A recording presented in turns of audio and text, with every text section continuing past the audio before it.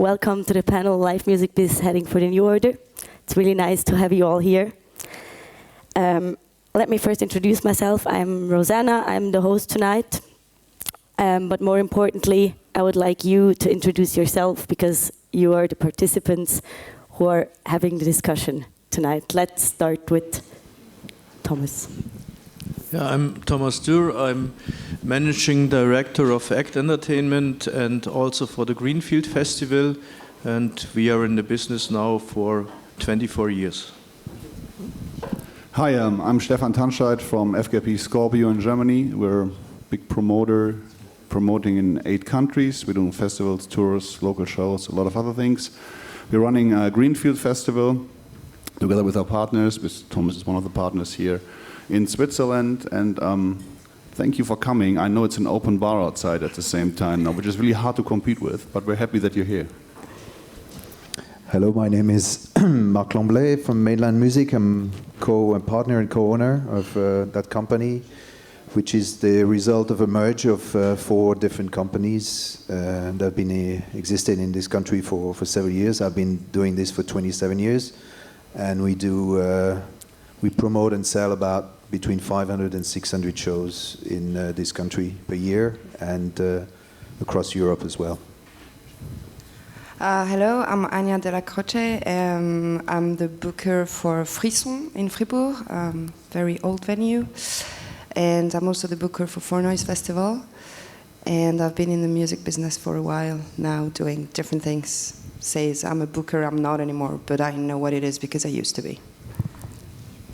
Hi, I'm Sean Goulding from United Talent Agency. We're a worldwide talent agency, which actually I used to be a part of a company called the Agency Group, which we acquired 9 months ago.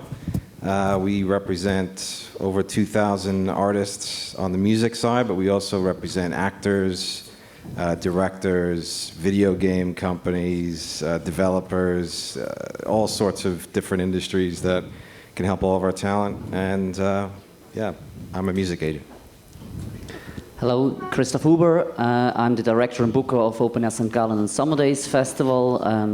I also have my own agency Incognito, and we just formed a holding structure in Switzerland called We Promote with other partners like Gadget, Wild Pony in Bern to promote and book shows.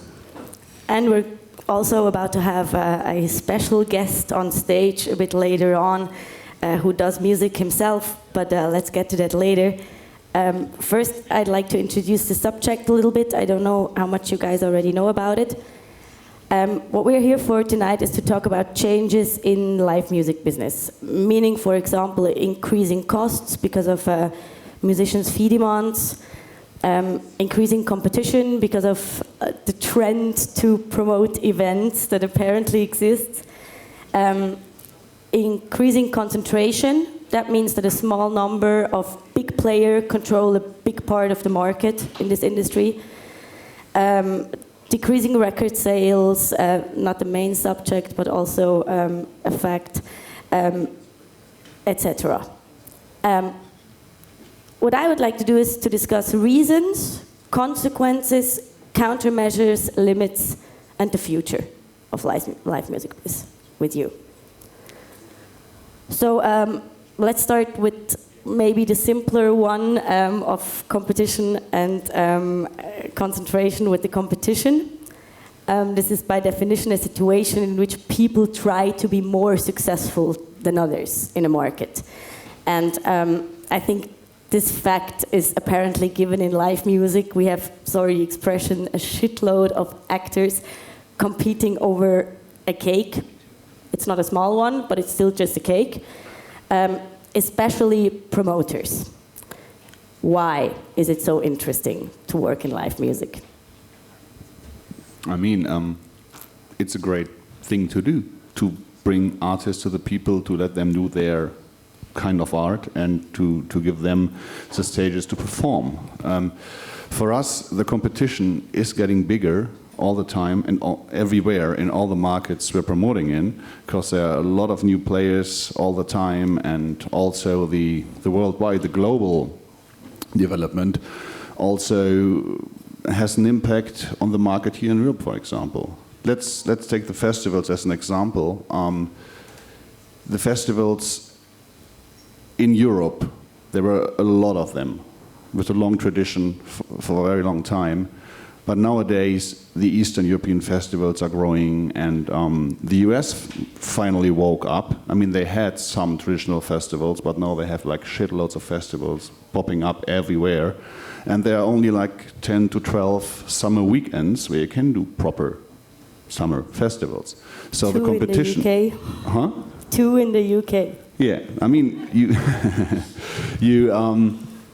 you have to compete with a lot more players on the market, not even in your own market, but also internationally, which makes it more difficult and challenging nowadays to get your artists to your event, even if it's a tour or a festival or local show or whatever. So the competition is getting bigger through to more players, and also on the other hand to a, I would say, decreasing pool of real headliners.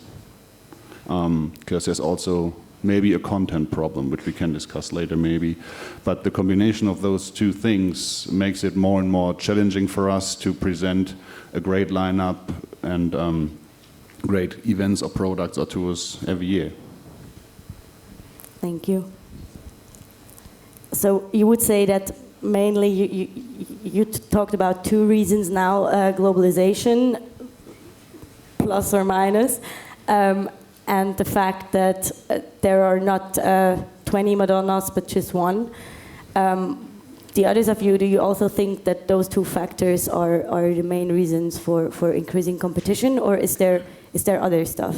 Well, there's also one thing that's very important for Switzerland is it's a tiny market. It's so small. It's a small country with 3 languages, different region, difficult to promote shows.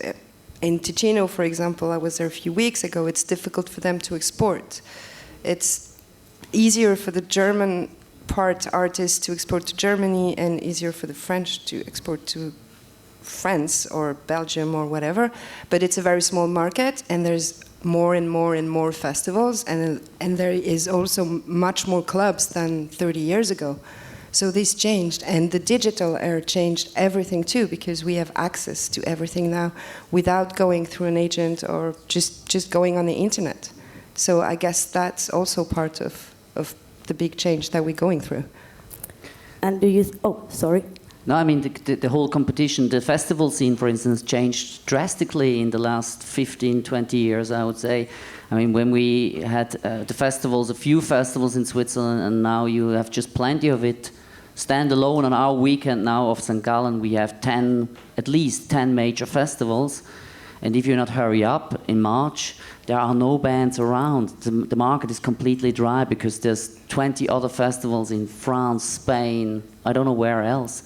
I think that the competition changed drastically, and you have to be early, you have to pay the right money because artists make a living out of it. Mainly, I say also about of festivals that just changed. The competition is way harder, I think. I mean, the money thing is a very important thing, what Christof just said. Because there's a higher competition, of course, the fees are getting higher and higher and higher. Sometimes it's more like an auction, I mean, I have a festival in whatever, Germany, you have a festival in Switzerland, and we're competing for the same weekend, it's the same day maybe. It's up to who has a bigger festival or the better sponsoring or whatever to make it work, to get the act, to secure it. And that's the reason why everybody is starting so super early nowadays, trying to get whatever they can to secure that they will have a proper edition of the festival next year. But looking at the fees which we're paying, it's going into regions where it's not really reasonable anymore at the moment, just because there's a competition and of sometimes also the lack of talent. But the competition is the main thing with the exploding fees of acts. You're taking the words out of my mouth. It's just like a natural rule of a free market that prices go up when the demand is high. So do you think that this is the reason for increasing fee demands of musicians, that they just know they can do it because the demand is so huge? Yeah, at a certain level, definitely.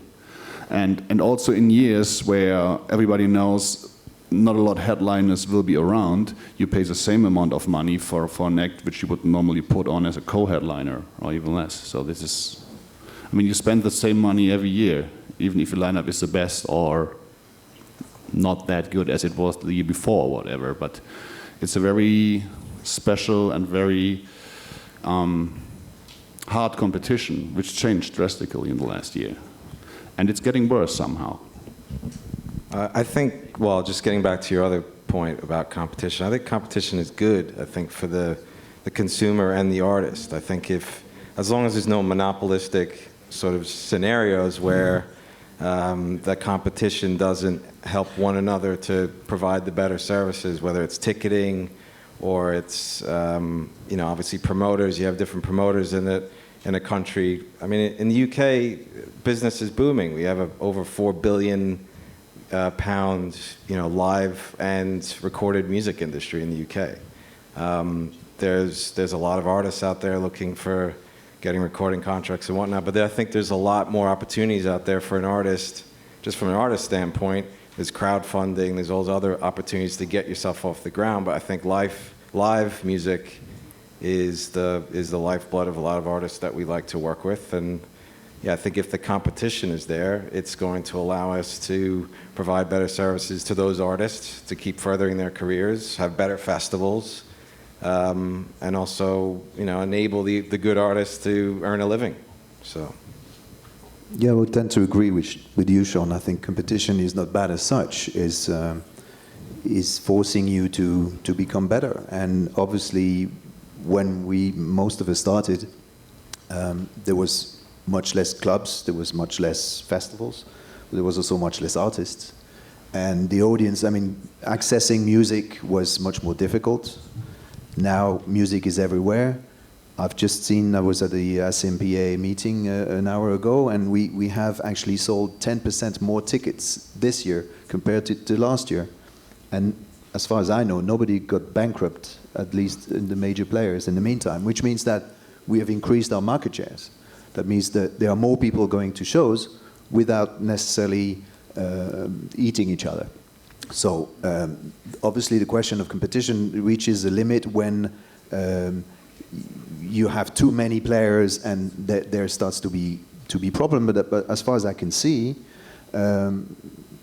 everything grows, and I think we are moving from craftsmanship, which was what we were doing about 30, 40 years ago, into an industrial era. And like in any sector of the economy, there's nothing we can do about it. This is a natural tendency of humankind into improving things, into developing things. What we have to be careful with is obviously that, as someone said, that there is no monopoly, or that there's no major players that actually prevent diversification to carry on.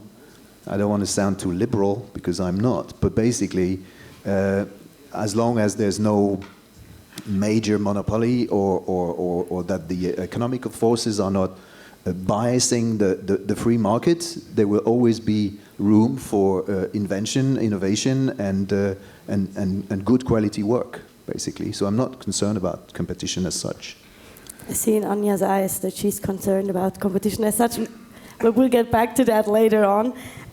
What I feel from you, and what you also told me, like when we talked backstage before, is that competition is not a problem, but it can become under certain circumstances. And concentration is such a circumstance that makes competition really, really difficult for a lot of people. So how much concentration really does exist in live music today? It depends a little on the different markets, I would say. But I also agree that competition is a good thing, as long as there's a fair level where the mid-range of the market, and the small range anyways, has a right to still exist. I mean, here in Switzerland, I have no idea how it works, because I think basically everyone is a promoter, more or less, in Switzerland. In other countries, let's say Sweden, the UK, Germany, a lot of companies and festivals died in the last years, because they just couldn't compete. I mean, even if they tried to be much better as they were before, they had no chance to secure the content to deliver a proper festival. They might have made some other mistakes on top, or bad financing or whatever, but a lot of them went out of business because they had no chance to get the bands or the content they needed to put on a proper festival or proper tour or whatever, because the big ones were fighting over it so badly that in the end they stood there with empty hands. And if that happens a year and another year, then you're out of business. But you're aware that you are one of the big ones, yeah, right? Right. And I try to be as reasonable as I can to avoid this. I mean, we can talk about that later, because there are companies, very aggressive, international, global companies, just trying to kill companies in markets. And with us, let's take the German example. Hurricane Southside was sold out earlier than ever. We were done in late February. And we have our exclusivity zones where bands are not allowed to play if they play our festivals in like 300 kilometers around the festival. When we were done, I allowed all the small and mid-range festival to book the same acts we did, just to keep the market healthy. It's also important for a music scene in a country and all that. So when we were safe and we were done, I was fine. There's no need for me to avoid you from making business and building your brand also or whatever. But this is also part of your like philosophy, how you run your company. And there are very different approaches. We can come to that later, I think. But in a lot of markets, we've seen this quite a lot in the last years, where smaller and mid-range companies are not having really the chance to cope with the competition, which is good and not on the top. So let's talk about one of those attempts to cope with the situation. Let's talk about We Promote. It's on one side an attempt to try to cope with the situation, and on the other hand, it's also like part of the situation, because what you did is you concentrated the market in Switzerland with We Promote. I don't know if all of you know this. We Promote is a conglomeration between Open Air St. Gallen, Summer Days Festival, Incognito Productions, Gadget, and Wild Pony, who does, for example, organization and booking for Grüter Festival. And Christof Huber is one of the big guys at We Promote. Don't you feel like you become part of the problem you actually want to fight with this attempt? No, not at all. I think, first of all, we never had the intention to be, the biggest promoter in Switzerland or something like this. We promoted festivals, we promoted shows and tours, we did a lot of bookings also for other festivals, and we worked together since many years, and we had talks about years, and after talks, everybody tried to stay independent because he loved his garden that much. He didn't want to share it. Last year, we just sat together and thought, now it's time, after 10 years of discussion, maybe to cooperate in a better way, create new things together. And maybe it was a coincidence when, Live Nation came to Switzerland at that time, or Germany, Switzerland, Austria. But it was no intention to pretend to be a huge player. We are really trying to work as best possible together. And what we feel from agents, especially in the UK, is that sometimes they really hate the Swiss market because, as you said, everybody is an agent or a promoter, and it's really hard for the agents to work in a tiny independent market like Switzerland, where they have a Live Nation. There's no hate here, man. Yeah. It's all one love. Yeah. So, if you go to the Netherlands, it's Mojo is the promoter, they do all the festivals, they dominate the market. And I think we try to create a perspective for the artists. Yeah, we try to pitch new artists at a very early stage. We try to promote the first show in a club in Zurich, maybe bring them to St. Gallen, to the festival, and then to the next one. But it's really like an open thing and the perspective to keep the band. That's what we try to do. We had the times when we had an exclusive Hallen Stadium. We lost our bands because we had to promote with Good News or ABC. And now it's a free stadium to promote shows, and now we're able to build up the artists, and hopefully we can keep some of the artists and not lose all of them to the big guys from the US. Maybe we do shows with them, so we're able to do that, but we try to stay independent. And on one important thing, it's cool to work with the guys you like. That's what we intended to do as well with this holding structure. Yeah, we did that too 3 years ago. Mainland Music is the result of the merging of 4 different companies, and we had the same issues, thinking that the way the business goes, obviously you have to go to unite to get stronger. There's no way around it. You try to find alliances, and the natural tendency is to go towards your friends first, and then you talk about it and you discuss. And we have founded a limited company, whereas we had 4 different companies. But there are other ways of teaming up, and obviously the consolidation or the corporatization, everything is on a bigger scale. It's worldwide. We saw this coming with SFX, Clear Channel, now Live Nation. Scorpio, I mean, independents are growing bigger, and I mean there's nothing wrong with this. I think it's the point you made is important. The bigger you grow is not only the access to new markets or the power you get. You have to assume responsibility for this as well. Our market leader, the well-known André Bashir, has been market leader for 50 years in this country, and he always assumed responsibility for being so. Okay, he had an exclusive deal with the Allen Stadium, so that was not that difficult to be number 1.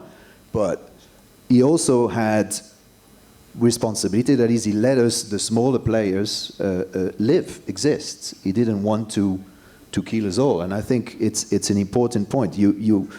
It's fair enough to grow, it's fair enough to gather, it's fair enough to get more partners and to try to go to new markets, to new activities.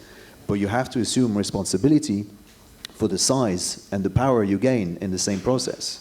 And I think this is extremely important, and especially for everyone in this room. Everything we do it for us, and we have to sort of protect the business we like. If we are not careful, it's going to be a business like any others, and the shareholders will rule, and the big corporate companies will make the shows, and we will be the employees. So it's important that whatever, how big we want to be, how powerful or almighty, we still have to keep responsibilities to protect what we like, the reason why we are doing this, and not something else. But generally, the whole business is getting global in the past, and maybe it starts with the electronic ticket systems. It makes it easier to sell tickets everywhere. Now you don't need the classic newspapers, so you go to social media, and so the business is getting global. This makes it much easier to promote shows everywhere in the world. And so the classical position of a local promoter is not that important than years ago. I'm sorry, but I have to say I don't agree with you. As a local promoter, when I hear this, I really don't feel like we're in the same business, or at least not doing it for the same reasons.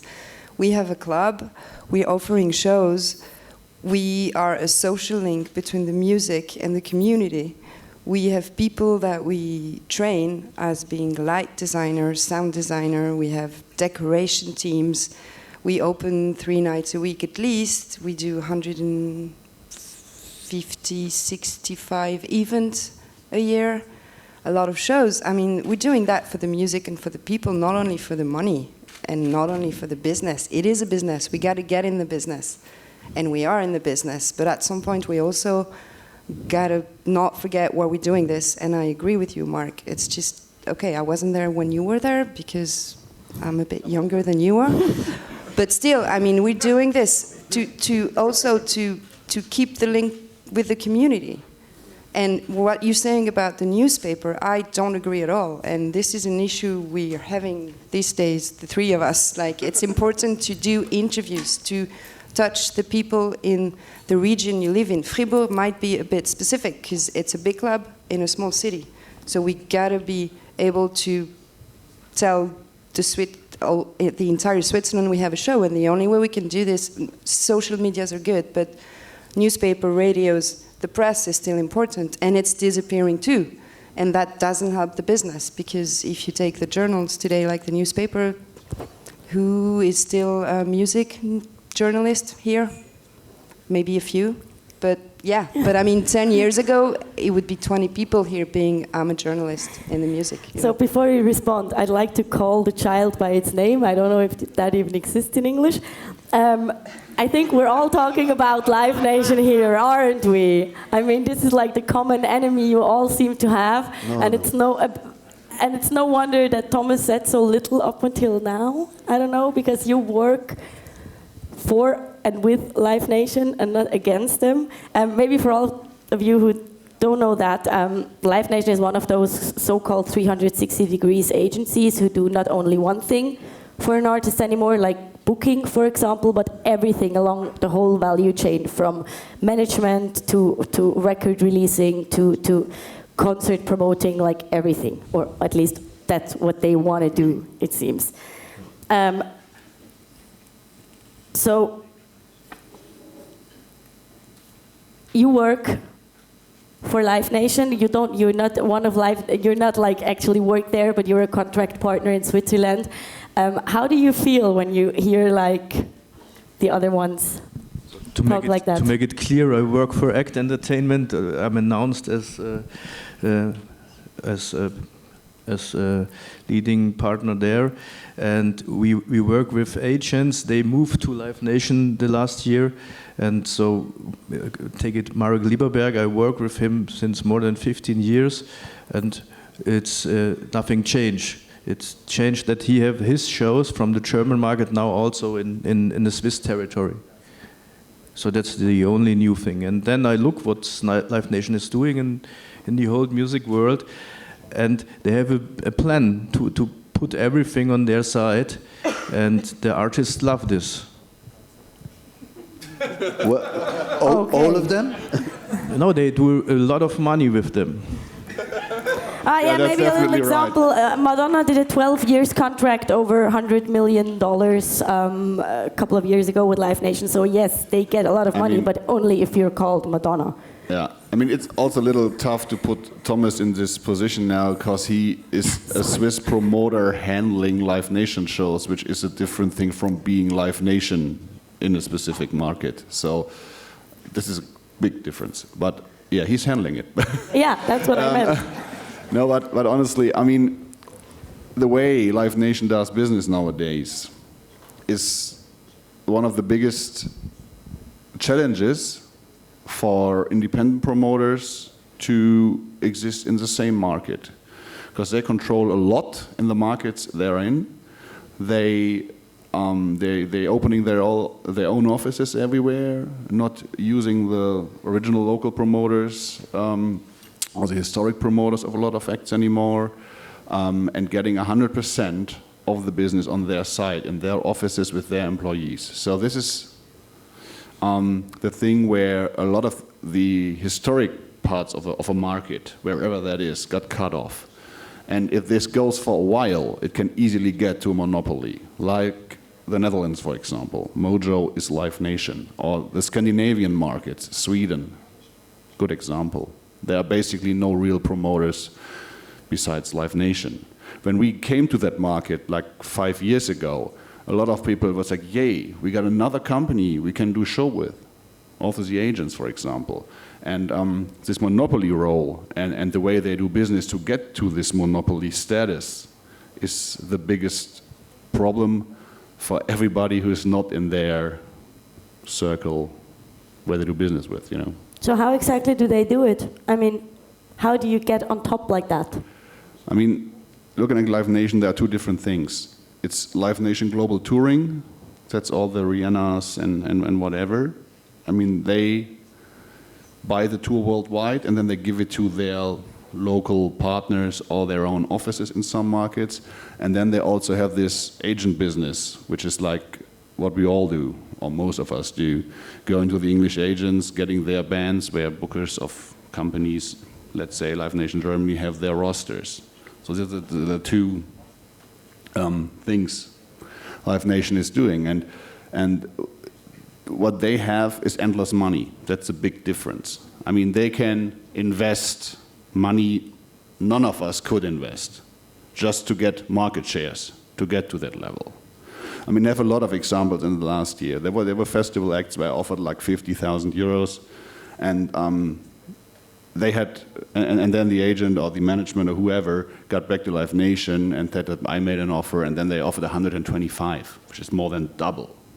Of course, the agent or the manager didn't tell what I offered, so they wanted to make sure that they get it, and they went way over it. And they're doing it for a while, and then they got more market shares and more market shares, and some players fell out of the fall out of the market, and so they got to this point, to this level at some point. I mean, that's pretty much what they do. But isn't this only like a problem? I mean, I imagine that Live Nation Germany was founded just a few months ago. There are rumors going around of Live Nation Switzerland by now.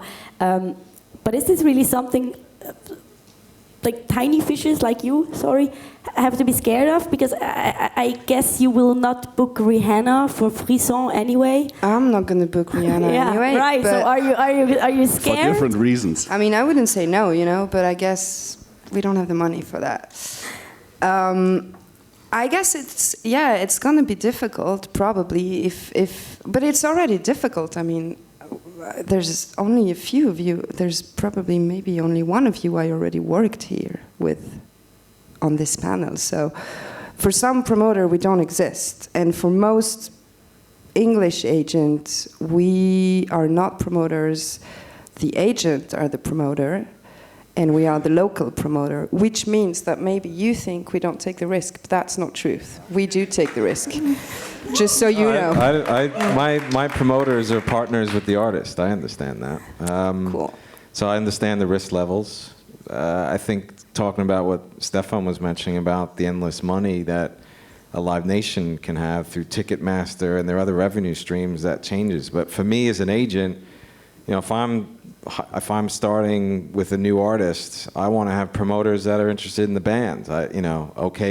It's great if these promoters, I mean, you have to go by each country. It's very complex. Something that a Live Nation promoter in Denmark is different than one in the UK because they're different people and they're under the same company. But we're dealing with people in this business still. That hasn't changed. So I think, as far as my understanding and my artists and what I explain to them and their managers, that you go play a show, this promoter has put up the risk to promote the show. I don't think that changes, regardless. I mean, Live Nation has stockholders. It's a publicly held company. They got stockholders to answer to. They got to have a successful business as well. But obviously, they've bought other companies like Live Nation Germany. They bought Marc's company. Marc was a successful German promoter for a long time before I was on this earth. So, I think that just goes to show that these are people that are successful people and they're operating successful businesses. I mean, we have to face, the fact that Live Nation will produce more shows in Switzerland, and we probably have to co-promote more shows, and the margin for promoters will be less. I think that's, they will take the step into it. I think still maybe Live Nation is a company, they still want to make money. If I look at some of the German attempts last summer in Germany for festivals in Rock am Ring, there was ridiculous attempts from DEAC where I don't know where they had a chance to make any money.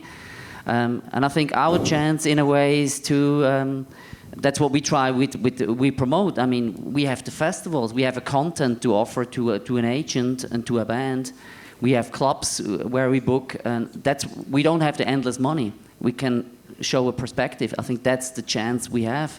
And sometimes we will be able to try up to build a band from scratch for 100 people, and hopefully we do the next bigger show in a 2,500 arena.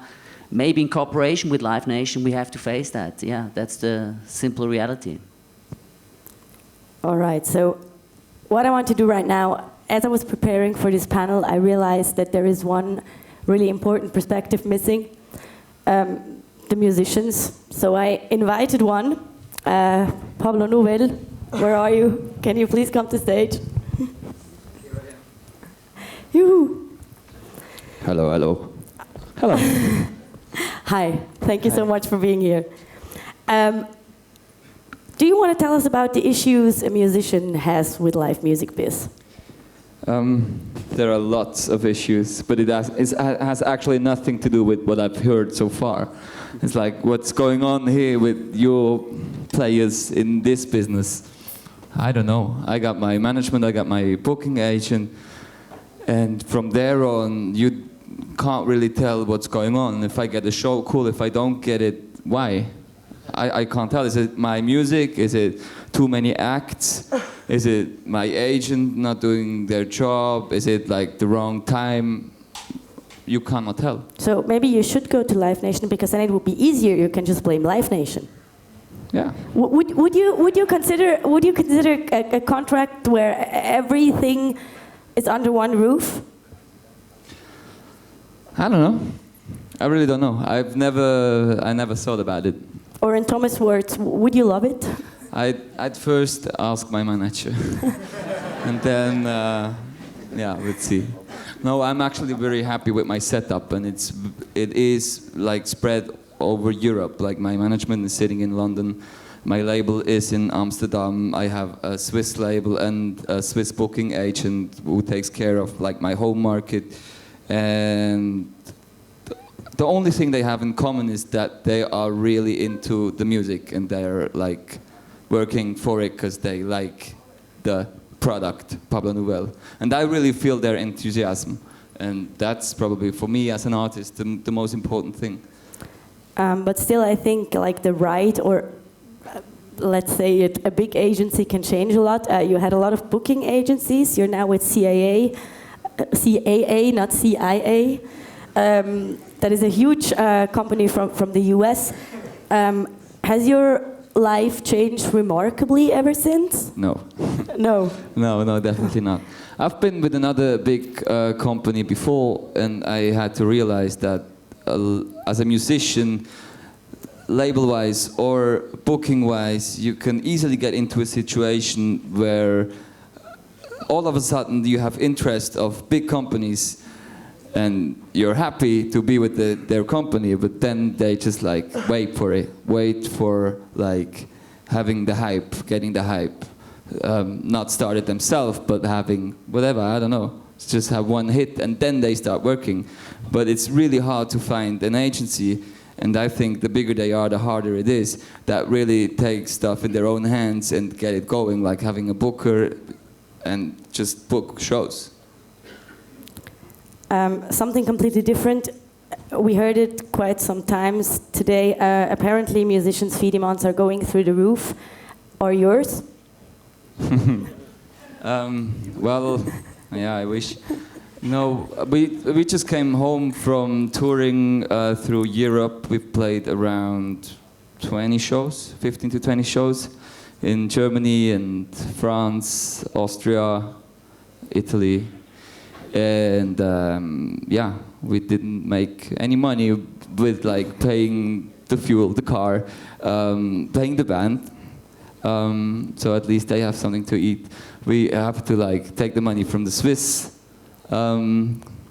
gage we get to like being able to do this. Yeah, of course it's fun. It's great to do it. It's a great thing to play Paris. It's a dream come true. But financially, we're too small fish to... For us, it's still the question, can we actually afford to go and play abroad? Because it's far away, and the fees are not high. So you would like deny the fact altogether, or you're just saying that you're not big enough? It depends who. I think there are the big fishes like Rihanna, and I'm not Rihanna, and yeah. But we have a support slot there, you know. With Rihanna for the Letzi group.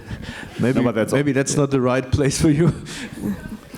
No, but it's also the normal way. I mean, of course, you have to play your ass off to get to some level. I mean, that's the normal way. I mean, yeah, if it absolutely. stays on this level for another 25 years, you might say at some point, but I mean, you're still on a process where you go to some level where you want to go to. I hope so. Yeah, and it's fun. You really have to love what you're doing. If I would care about money in the first place, I would be working in a bank and not being a musician. So we're really, we're doing it for the music, and we love, although we are going crazy and asking ourselves why we're really doing this to ourselves, sitting in a car for 12 hours a day. At the end of the day, we have the greatest time of our life, and we love what we're doing, and that's why we're doing it. And if it goes up and gets bigger and bigger and bigger, we're on the right way.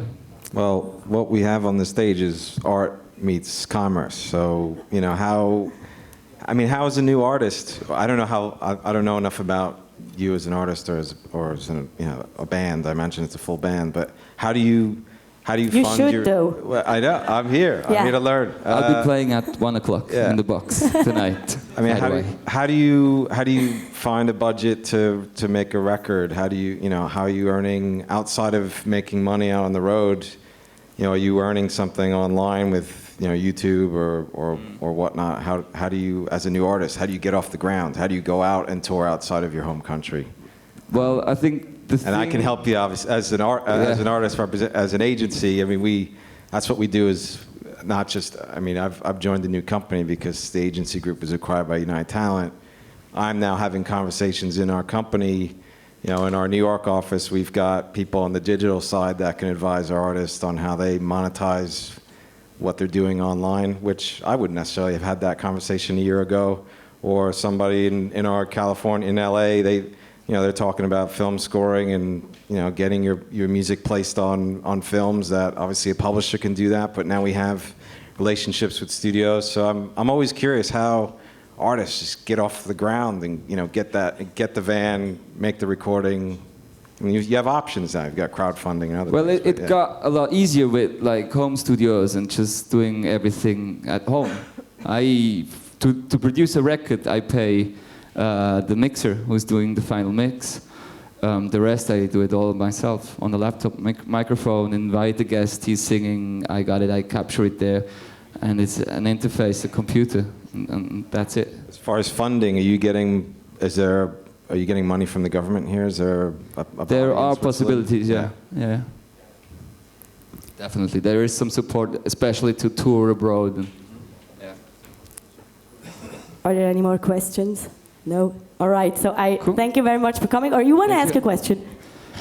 No. Okay, so I wish you all the best, and you won't stop loving what you do, even if you get really successful. No way. Very nice. Thank you so much. Thank you.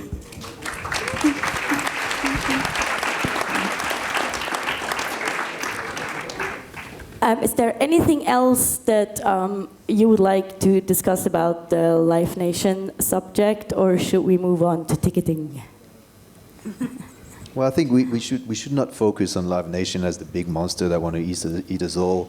This is absolutely not what's happening. I mean, you have other examples. There's not only Live Nation. There's AEG. There's DEAG. There's Scorpio. And then again, it's how you do things that matters. I mean, in the agency side, you have William Morris, you have CA. They are monsters. I mean, you have and UTA. Yeah, that's I was about to say. I mean, you have 2,000 acts, right? William Morris has what, 10,000? CA 5,000?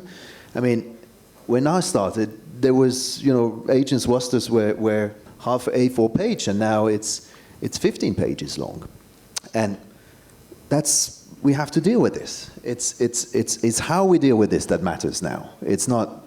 We can't regret that this is happening or not. It is happening. There's no way around it. That's the natural tendency of humankind. Well, we're still developing the artist. I mean, yeah, exactly. I was at Jeff's Muse show last night at the O2, and there's 7 sold out O2 shows, but that's an artist we took on from when they were playing in front of 3 people. Absolutely, and a lot of things have changed since 1997 or whenever that artist first started. Yeah, we promoted their show 500 Cap here, yeah. So it's normal. I mean, we don't find it abnormal that a band like Muse goes from 500 to stadium shows. We are happy for them. We think they deserve it. Like U2, or even if we don't like the music, but I mean Madonna, Rihanna, they deserve it. They have an audience. they will not just say, oh my God, I've become too big, I need to play again in 500 caps. It's just not possible. They have millions of fans. They have to deal with it. We have to deal with this. I will say at the London show that I think there was 3 promoters that were involved. There was Live Nation, SJM, and Kilimanjaro. So they're all co-promoting, because they've all had interest in the band getting from point A to B to C. And that, obviously that's to Jeff's testament that he kept everybody involved. But yeah, exactly. I mean, we have to remember this. It's not like the big corporate world is eating us. It's who we are, what we do with the power we have at every level that matters, and what we do with our business. And obviously, you know, after 27 years, even though I wish I could make more money, I still love music, and I'm very happy to go to a 100 capacity show for a band that I have discovered myself, that I can actually show to an audience and see that there is a positive reaction, and that both artist and audience is happy. And I'm sure, because we know that all the Live Nation people across the world, apart from the shareholders that know nothing about music, everybody is a promoter or has been a promoter for long, and they are not necessarily. I mean, they take the money, and I would take it too, but it doesn't necessarily mean they're gonna destroy our business. It's us who can destroy our business if we're not careful. I don't completely agree. I mean, I'm also a guy not blaming Live Nation over that it's a big monster, but they're game changer. They're changing the competition on the market with financial resources others don't have, which could mean you're not good enough, and then you have to die. But this is another approach. For me, it's not the way I want to do business, definitely not. It's fair enough, and it's competition, and I totally agree in terms of that. But the influences and the impact, this style of global business and how they invest and how they run their business has changed the markets a lot. And I also agree that we all have this passion and love for music, otherwise I would do something completely else. And it's great to see all these acts growing, having Ed Sheeran playing the smallest stage at a little indoor festival, and now we're filling the biggest things with him, or especially Muse, which was funny because Hurricane is getting 20 years old, and I looked through the old lineups because we're making a little book as an anniversary thing this year, and Muse played on the second Hurricane Festival. They opened at 10, at 12 o'clock, were the smallest band on the poster, like right down. And to have this development over the years, becoming friend of the bands, getting to know all the people around, it's fantastic. But still, we all should definitely not lose the passion and the love for music, and that's a motor to do this. But in the end, you always, I think all of us are trying to give our best for the job and for the artist and everything we do. But at some point, you also have to admit that there are game changers in the business with global big companies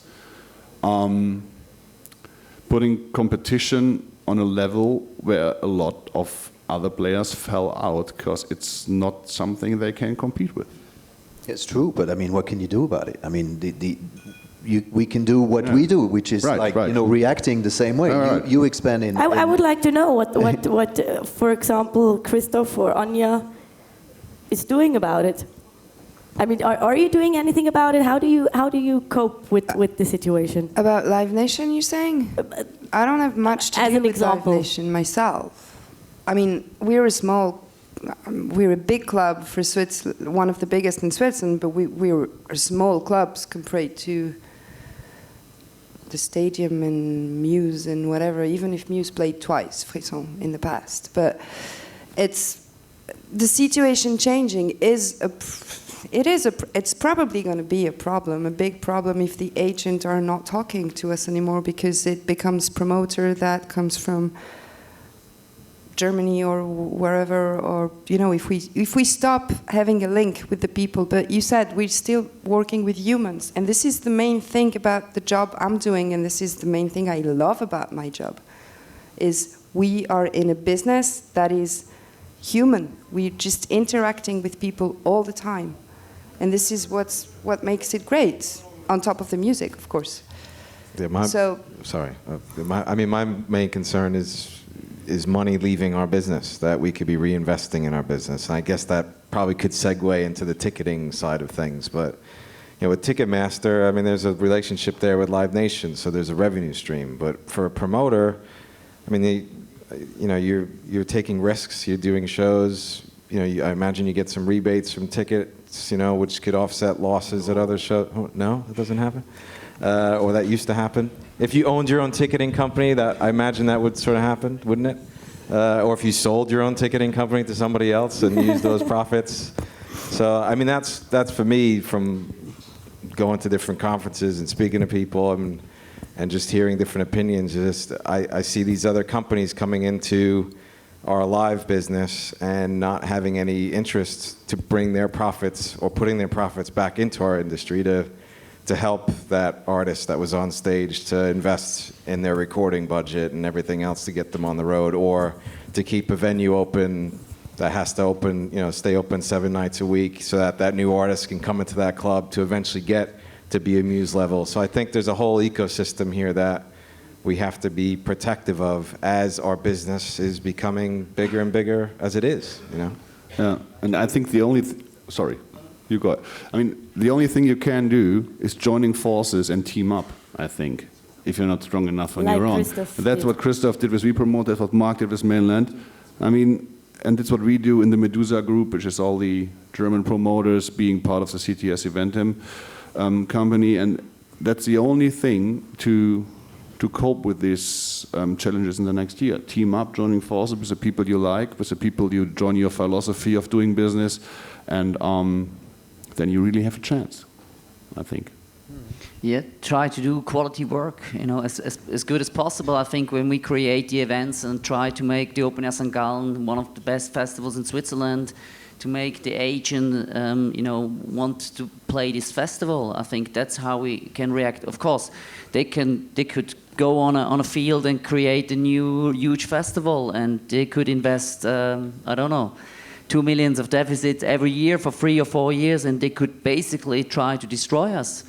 Probably we would fail, maybe. Maybe the audience would stick to us, like it happened in various countries where the traditional ones, they survived, basically, because still there was a connection for certain festivals. And we have to face the fact that the competition will be here, try to do the best work as possible. I think that's the simple thing, I just, in my world, I like to have this kind of independent feeling, not like I don't like to report every day to somebody in America. All right, I think we're a little bit, or a lot actually, behind. So this was a nice Stichwort to what the future might bring, what you just said. And I would like to talk to you about this subject as well. Or maybe first, do you think there are any limits to this development that happened in the last couple of years? Is it going to end somehow? Where is it going to end? What will it lead to? What are your suggestions? Well, I don't believe in the almighty position of these big players, because they are very fragile in a way, because the content is key. I mean, we have to remember that what we do is to bring an artist with an audience together. That's what we do, and without the artist or without the audience, it doesn't work. You need a place, obviously. But what I fear with this very complicated, elaborated financial operations is that at some stage, like the credit card or the real estate business that collapsed a few years ago. I mean, the whole economy collapsed in the US because of, and then the rest of the world, because of mortgages that were just made for in complete silliness. And I believe that these big shareholders, I mean, these shareholders all across the world that are buying thinking that they're buying actually something and investing a lot of money, because all these companies are in debt, very much so. If suddenly all these shareholders change their interest and decide to invest in other things than entertainment, these companies might have a problem if they have to pay all these debts back. So in the end, what you have is an audience, a know-how, and an access to artists. And basically, I believe in the teaming up with the agents more. I mean, we have been fighting with the agents for long. We completely missed the point in thinking that we were in a position or that we are enemies. We actually are partners in the same business, and what we have to do is to protect this business against the money people, the people that basically don't care if they are making 1 franc out of Rihanna or out of pasta or cornfield in Minnesota. Is the same thing. They just play with money. What we do is not playing with money. We are promoting shows. We are putting forward artists, and we are bringing people together in the same room to access to entertainment. I don't want to say culture anymore, but sometimes it is culture and art as well. So that's what we should keep on doing, I think, and that's what will save us. And if we don't care for this, yeah, well, maybe the money people will win. Yes. And also from the agent side, I mean, I never got an agent as an enemy. Maybe besides Sean, but no. No, honestly, the agents also sometimes getting a little under pressure by these big global companies. I had this way more often in the last 2 years than the years before, that agents came to me saying, I need your help. I need this tour, I need these festivals, I need a master plan, because I have to defend my act to one of the bigger global companies. And the other thing is also looking at the different markets and the different continents. UK agents came to me, like I was sitting on the actual festival, they came to me asking me for next year, because they were saying, give me your offers for next year now, because I have to defend my act that he plays in Europe in June next year, because otherwise I will lose my own act to the US and someone else is handling it there. So also from this side, I'm getting closer to a lot of agents in my daily work, because they also could get under pressure in these different terms I just mentioned. So this is a very vivid thing, and I totally agree with Marc. Teaming up with the agents in many different directions is very important and yeah, one of the most valuable things we have, I think. Well, I mean, we have competition on our side, obviously, with agencies, but we don't have agreements with our clients, with our artists. It's handshakes. I mean, it's the same with you guys, with when you deal as promoters with your artists. I mean, it's going to be competitive. So yeah, I think we all have to be mindful of that and yeah, work together on artists going forward. I think, yeah, as far as the future, and that I think that was the original question. I think we're at an interesting time with the industry. I mean, you see the streaming and the digital sales of music that surpass physical. I mean, that's a pretty big deal, I think. I think, you know, as we all consume music in this room, it's maybe different than a lot of our customers that go or fans go to venues and obviously help this industry continue to grow. But I think, yeah, things have changed drastically in the 10 years I've been living in the UK when I moved over, and I think we're in this interesting time where, yeah, I think as subscription services to music and access to music becomes a broader you know, base as far as populations of countries, I think that's exciting. As long as obviously the rights holders, the artists get paid properly, but I think it's a good, exciting time. I think, yeah, we're on for a good ride. I think for the next few years to see how things continue to grow, because there's certainly growth on that side of the business. I think it's one of my fears, you know, if we talk about these big companies and the deals, is that you know, the pressure on deals is just getting tougher as well, to the agent to the promoter. I think a lot of the promoters, the work is not estimated right for the risk that we take, and I think, you know, I heard one of the big agents in the UK saying in a conference, we take everything, you steal the rest. I mean, if that's the policy, you know, in the end, for the work that we do, and we guide the artists from scratch up to a bigger level, and certainly the pressure is getting higher and higher.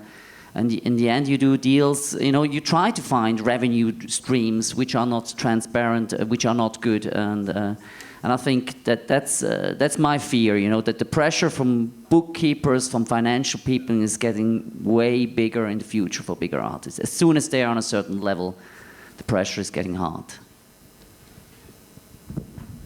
Yeah, maybe that's the wrong thing. The accountants do the business now, so they take over for the next time. They're not writing the songs, though, so you know somebody's got to write the songs. Yeah. As long as they're good songs, good artists, I don't think we have anything to worry about. Yeah, but I think maybe there are good accountants that write songs, good songs. I don't know. But I think this is an important point because I mean I can actually remember very well how it went down with the record industry, and they were just also a bit not prepared for reality. It's resistance to change, I think. I don't know, maybe I'm generalizing, but yeah, I think there's a big shift in the recorded industry from the late 90s to the early, whatever you call the last decade. The noughties? I don't know what it's the called. noughties. But yeah, I mean, that's change, isn't it? I mean, you had Napster and you had all these other companies coming around. And you just look at the progression of what companies are in control of the digital space. You know, if you look at, I mean, 10, 15 years ago, it was MySpace. Then it's, you know, Google came in, and then YouTube, and then, you know, now it's Facebook, and you got Spotify. You know, what is that landscape going to look like in 5 years' time? Who are going to be the next players? Is Google then going to go out and buy somebody else, or Facebook? So I think with that, maybe there's a lot. hologram shows. Huh? Hologram shows. Yeah, I mean, virtual reality. That's another. That's seriously. That's another booming business that we're finding out in our own company in UTA. I mean, we've got a whole division devoted to that because it's for hologram shows. No, for the virtual reality. I mean, yeah, hologram. Okay. Coachella did it. Coachella's happening this weekend in California. They very famously did a hologram show a few years ago. So I think, yeah, I don't know. It's an interesting time, you know. I think record company they were so arrogant and convinced of their almighty. I mean, they basically had a monopoly of the music. There was no way for an artist to actually diffuse or to sort of, you know, spread his music across the world without the help of a major label. They became so powerful they didn't see it coming, and to be honest, I think they had to learn the lesson the hard way, and that's again a law of economy. If you're not able to anticipate on what's going on, then you're gonna fail. What we are doing is that we do anticipate, and we see these dangers, and we try to adapt. We team up, we diversify, we keep into consideration the new technologies, and as long as you are genuine with your intentions, and that you are straightforward and you know that you want to do it for the right thing, you will find other people. That's, to me, that's what is important, is we have to talk about these things and not yield on this despair or thinking, oh, we're going to all be swallowed by the big companies with the big money. I mean, it's in our hands. We can absolutely do it. It's just, you know, we have to be ready. And obviously there are issues, obviously there are dangers, but if we are good, we will sustain, I think. But I think there's a tendency again, you know, like the record industry, probably they were sitting on this high horse. I mean, if the big companies, when all these big companies came up, you know, the ticket prices just gone up and up. And certainly in America, for one summer, I think certainly people didn't go to the shows anymore because they were too expensive. I'm not really. You know, I think it's getting more sensible now. Agents ask you more about the questions about, you know, the right to define the right ticket price nowadays than 5 or 6 years ago. I don't think it's healthy to have an arena show for, I don't know, 120 up to 200 Swiss francs, because the people, you know, they will spend it for the must-see act, and they won't go to the upcoming shows. And then we talk about what a shame it is that we don't have the new headliners available. So it's the same thing. It's sitting on a high horse, squeeze the business, getting the money out of it. And I think that's the danger compared to the record companies for me.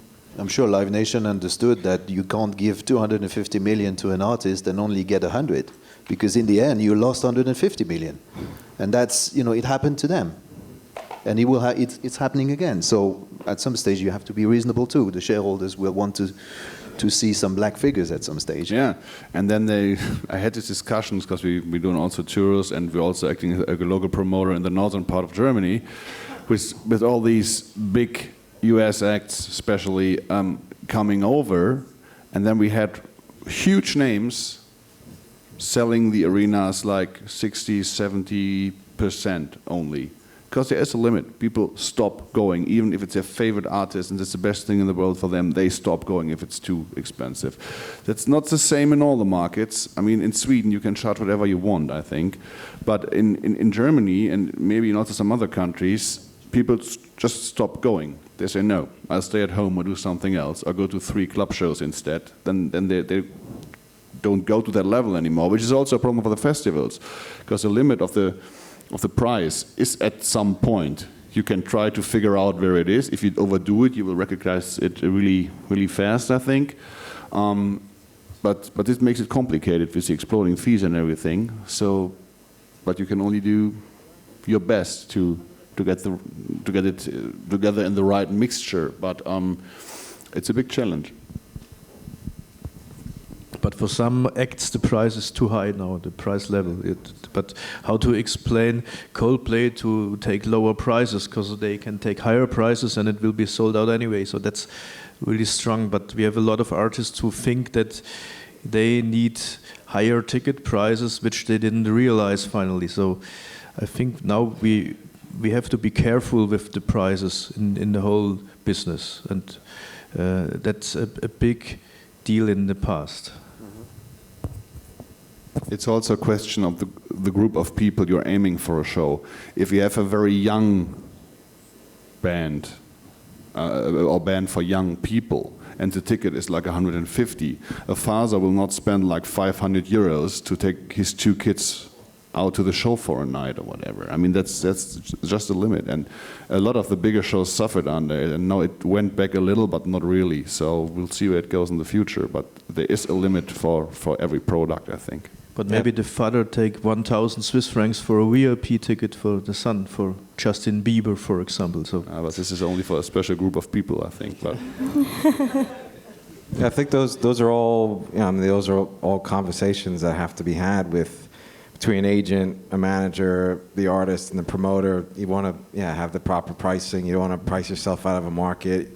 You know, you don't want to have fans not being able to afford your show, and then going on social networking and whatnot and complaining about the tickets because they're too high or whatnot. I think there's if you talk about Coldplay and these stadium level acts, there's there's different. Those are pretty high priced tickets, aren't they? But if we talk about the club shows and the theaters and whatnot, it depends on the artist what they're willing to do to try and reinvest in their shows. I've got an artist called Walk Off the Earth who started out basically starting out their business on YouTube and created their own content, their own videos, and eventually went on the road, and they reinvest in their show. And that money comes from the live show, and also they go out and do VIP experiences with their fans because they feel like they can do that with their fans. Some artists don't want to do the meet and greet and charge bands for that, but it works for them because they come back and we're selling 3,000 to 5,000 tickets every night all across Europe. But that takes money for a band to do that, just as it does for a promoter to put up the money to make the show run, and I have to fly a band over from Canada to make that work. So there's costs on every side. Mm-hmm. And then talking to the label about how they're pricing the record and when they're getting that record out, and all the timings involved in that. So it's a lot of communication that happens between promoters and labels and managers, and I think that's just going to keep evolving as long as it does, as long as we're all communicating. I think that's the key here. That's a good word. We have only 5 minutes left. So I would like to open communication up to the audience. Oh, there are already questions. There's a microphone coming. Hello. Hello. Hi, I'm Gordon from IQ Magazine. Hi. I know 3 of you guys up here, and you've been really polite. When you were talking about artist fees going up, where do you think the pressure from that is coming from? Is it coming from the agent? Is it coming from the artist manager? Or do you actually believe it's coming from the artist? I mean, from my point, it's a mixture. I mean, it's definitely the competition, a lot of opportunities to play, a lot of events in competition, like Christof said, on the same weekend or even the same day.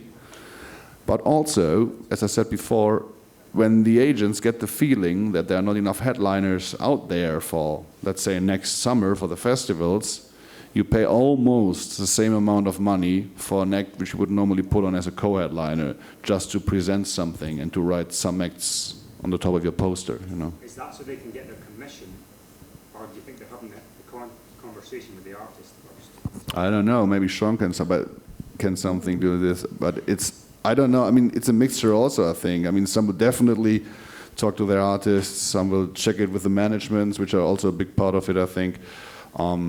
What goes back to your point about competition, if one of your competitors makes an offer to the artist, trying to get that artist that's higher, then the fees start getting pushed up. So it's a victim of competition, I imagine. So what is an agent going to do in that scenario? Say, well, here's a better offer. I mean, there's a lot of dialogue that goes into that scenario, to work with the right promoter, doing the right thing for the artist, ticket pricing. You know, there's a very complex dynamic there, I think, that an artist has to have an understanding of that. So.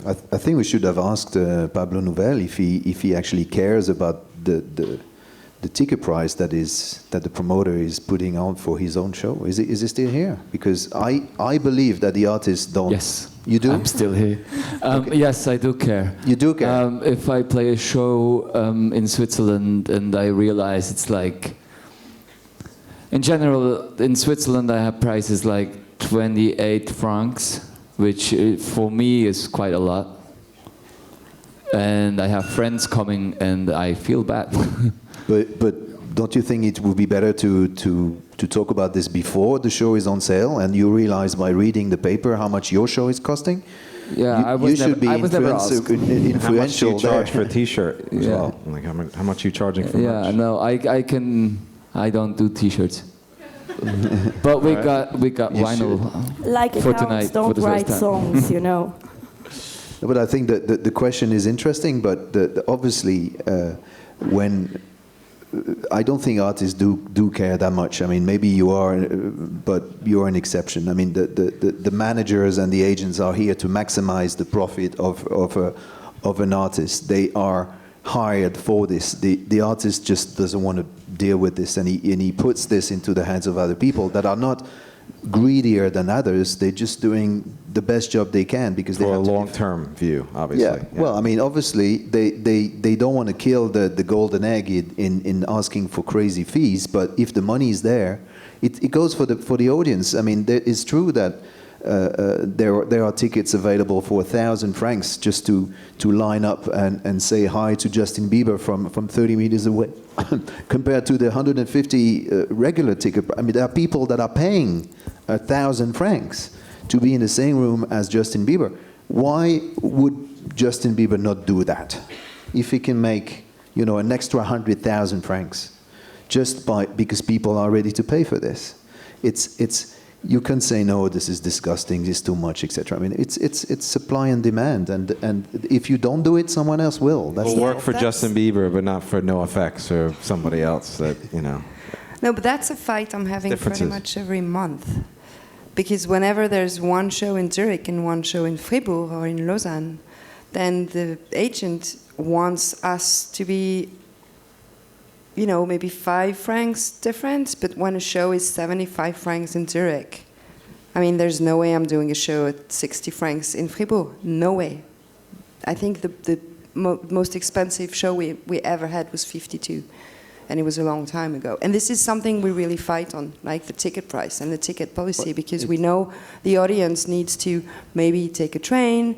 There's 5 other shows during the week. Maybe they're going to want to see a different show. But this is, sometimes we lose and sometimes we don't do enough. Well, yeah, but this is how the market actually works, But it's something we defend. We can explain that. I mean, as far as as a Swiss promoter, I have to tell Sean that the standard of living in Zurich is not the same as in Fribourg or in Sierre, because it's a fact, and he's not obliged to believe me. It's a nice place to live, though. It's true, but if you say it enough, and if you are honest, if you don't bullshit, if the message should go through at some stage, and it's after that it's a decision of the management or the agent to decide if they want to play a place where the people don't have the money or not. Obviously, if you want to play everywhere, you have to adapt to the market price. You can't just have the same price everywhere.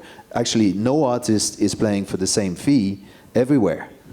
The prices is different from a gig to another. Sorry to interrupt, but I think there might be other questions, at least one. Hello, Laurence. I'm now an audience person, and I talk for the audience. And as an audience person, going often to concerts, I'm very concerned by the productization of music, because if I buy a product ticket, I like to see a good product. So let's say if I go see Beyoncé, I expect it's entertainment and I want to see a good show. If I don't see a good show, which is more than one, the sound is shit, etc., I'm really worried. So thank you for the people who do a good show, good entertainment, and I'm happy to pay for the product.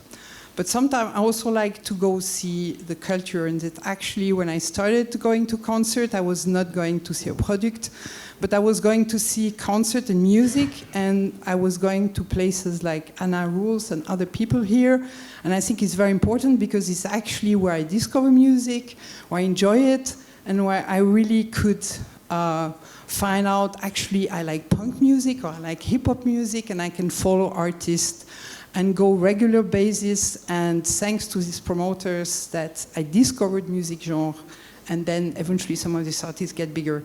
And I think what's really difficult now is it's very difficult to have a program, follow a program when you are constantly in competition. I agree, competition is great, but if you are not able as a promoter to make your jobs and to really have the opportunity to make smaller or middle-sized bands, me as an audience, I get extremely frustrated. And I think today we are a bit standing in this situation. So what you guys can do about it? What was the question? I don't know. Can you say we didn't get the question? I don't know if I understood you right, but I think what you said was you like to pay money, but only if the product or the show or the music is good. Who's the question is for who? Whoever? Well, that's what I was figuring. I mean, what we do for music is we're building bands. I mean, we're having like 1,000 bands in our roster, and there's a lot of small stuff also in there, and we're investing in the bands. And My question is, if she wants to do her job and propose me as an audience a regular program, she needs to work on a regular basis with certain agent and promoter, and not have to hope that eventually you will consider giving her a specific band once in a while, and maybe actually the other club actually could pay more or whatever. So that's happened all the time. That's true. Connections. Not too sure to understand the question, but I believe what we do as promoters when we either you do art and you don't care about the financials. Yeah, I'm both. I'm a promoter too, and I put my own money into promoting shows. And for small shows, I lose money all the time. It's not about money now. No, I mean yes, it is about money. but No. Sorry. Either you take the money from the Sorry. state or the city, and you're subsidized, and then you can do whatever you want. I just ask really simply, how can you as a promoter, her as a promoter, propose me as an audience like a good music programs for small and middle-range bands? We gotta fight. Is it about? I think the club problem that it's more focused maybe in the main cities, and I understand. I mean, if you could see how long it takes sometimes to pitch for a band for one show in Switzerland, to have one show, and then the question is where is this show? Is it in Lausanne? Is it in St. Gallen? No, it's Zurich. probably in Zurich. Yeah, I mean, we would love to do 2 or 3 club shows, but the run doesn't, it's not possible to give it. I think that's one of the reasons. I mean, the club periods are shorter, maybe because of the festivals, maybe because the money of the festivals is better for artists. But I think it's just, we would love to do more shows in Switzerland, sometimes with new acts.